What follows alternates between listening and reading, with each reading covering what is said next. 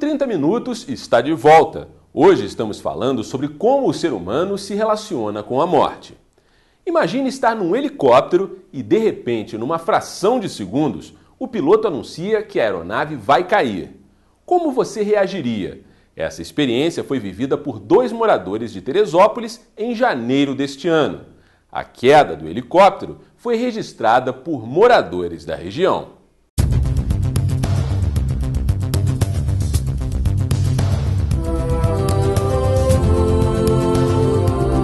O acidente foi no dia 20 de janeiro. Um helicóptero do Exército, modelo Esquilo, que fazia distribuição de alimentos e remédios para vítimas da tragédia do dia 12 de janeiro na região serrana, caiu no pátio do mercado do produtor rural, na localidade de Campo do Coelho, área agrícola de Nova Friburgo, próxima à estrada que liga a cidade a Teresópolis.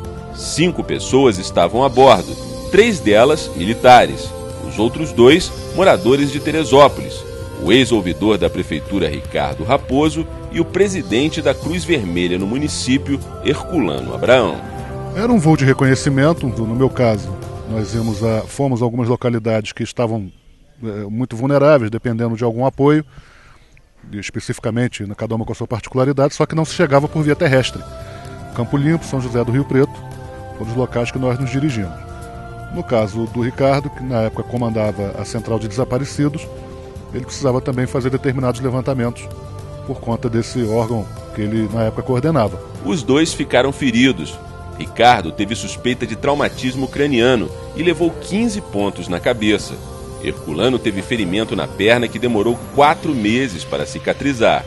O que não cicatrizou até hoje foi a impressão de estar cara a cara com a morte. Naquele instante foi tudo muito rápido, né? A gente ouviu a campainha do alarme e a gente viu um certo nervosismo dos 2 tripulantes conversando sobre o possível comando da aeronave, com quem ficaria. E naquele momento o sentimento é de impotência, de você ser um passageiro ali, como quem está num táxi ou num ônibus e que vai acontecer alguma coisa, mas também uma confiança de que tudo ia dar certo. Apesar da queda iminente, mas eu tenho muita fé e eu sabia que a gente ia escapar daquela. Tanto que depois que ele caiu no monte de terra, onde ele já vinha mirando, né, apesar de ser um pátio todo de paralelepípedo, ele já vinha mirando ali, o primeiro sentimento foi que a gente saísse dali rápido, né, porque a gente não pode abusar da sorte. Então veio esse pensamento de impotência, de queda, mas com a fé que a gente ia sair dali, mesmo com os avisos de que estaria vazando combustível e que poderia explodir a qualquer momento. O instinto de sobrevivência foi sair rapidamente da cabine e buscar o socorro, né? Então foi uma coisa que me marcou, foi essa vontade de lutar pela vida e sair dali. Mesmo estando lado a lado na hora do acidente, as lembranças que cada um sentiu logo depois da queda são diferentes. Como na queda eu senti uma dor na coluna muito forte, a minha primeira preocupação, até como socorrista, né, depois de 20 anos dando instrução de primeiros socorros, a primeira coisa que a gente pensa é em se socorrer. A primeira verificação que eu fiz foi se eu não tinha nenhuma fratura de coluna. Mexi pés e mãos para saber se estava tudo certo. E foi a primeira coisa que eu fiz. Consegui mexer os pés e as mãos, eu fiquei mais tranquilo na hora. É um sentimento de interrupção. A gente ali estava numa missão que a gente sabia que a gente tinha mais coisas para fazer aqui. E a gente pensa na injustiça, que é a interrupção de um trabalho, a interrupção de uma vida, e é um sentimento misto de medo, de injustiça e de uma falta ainda do que fazer ainda, né? Um sentimento de perda. O Comando Militar do Leste informou que o acidente ocorreu devido aos fortes ventos no momento do pouso.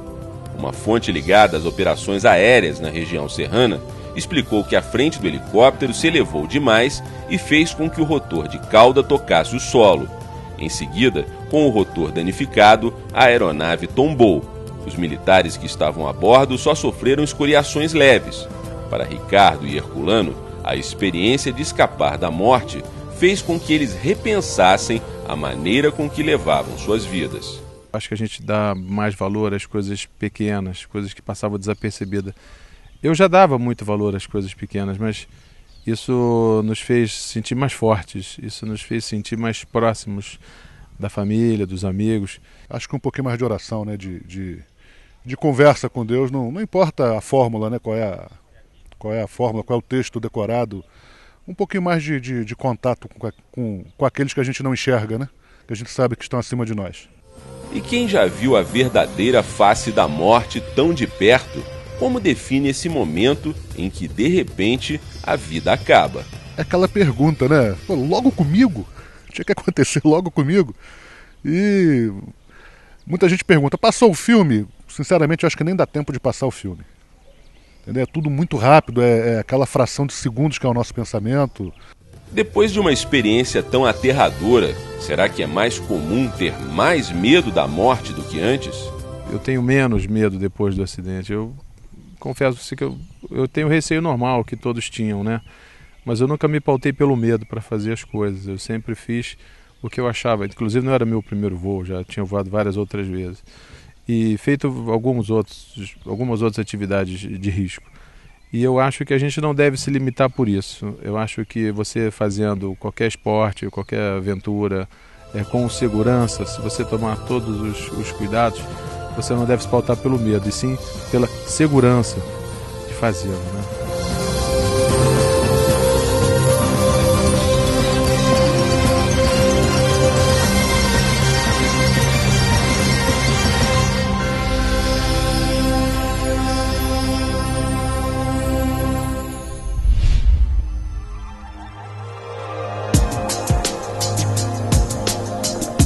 O escritor Luiz Lois bem que poderia dizer que tem duas datas de nascimento. A primeira, quando nasceu de fato, no dia 24 de janeiro, há 59 anos. A segunda data de nascimento foi numa noite de desespero há alguns anos na Barra da Tijuca, zona oeste do Rio. Ele foi atropelado por um carro, mas não se lembra de quase nada do que aconteceu. O acidente foi atravessando uma rua, eu estava passando um momento muito difícil quando os meus filhos sumiram durante 3 anos e eu fugi tomando cerveja, fugia no álcool de desgosto de vida, e numa travessia que eu fiz ali na Avenida Sarambetiba da Barra da Tijuca, um carro me pegou, bateu e eu acordei no Miguel Couto. Dias depois, o escritor voltou ao local do acidente e só conseguiu descobrir como tudo aconteceu depois de ouvir o relato surpreendente do dono de um trailer que vendia sanduíches no local onde ele foi atropelado. Falou que eu estava gritando, cadê meus filhos, bêbado, né? E nisso um carro que estava vindo pela Avenida Sarambetiba pegou e tentou se desviar de mim, não conseguiu e bateu aqui na minha testa. E eu fui dado como morto, segundo o rapaz do trailer, né? E botaram um lençol por cima de mim e acenderam 2 velas nas costas, 2 velas no pé, me deram como defunto porque eu parei de respirar. Literalmente foi o que ele me narrou, né? Segundo Luiz, ter sido dado como morto depois de um atropelamento mudou a maneira dele de se relacionar com as pessoas no dia a dia. Na prática, isso me deixou uma pessoa cada vez mais destemida, corajosa, valente, para uns aí imprudente, e procuro aproveitar o resto dessa vida. Vou fazer 60 anos agora em janeiro. Dia 24 de janeiro faço 60. E como venho fazendo pela internet, nas escolas, dando palestras, e dizendo, aproveitem a vida enquanto vivos estão, porque de uma hora para outra a vida é uma caixinha de surpresa, qualquer um pode ir embora. Realizem, façam as coisas que tiver para fazer.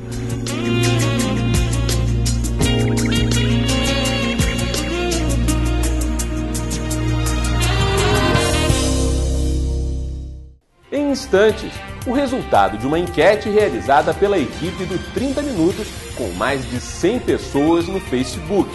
Você tem medo de morrer? Veja o que dizem os internautas sobre o assunto. E ainda, os bastidores do maior cemitério de Teresópolis. Nossa equipe mostra os desafios de um lugar onde os vivos incomodam mais do que os mortos. Em 30 minutos, volta já!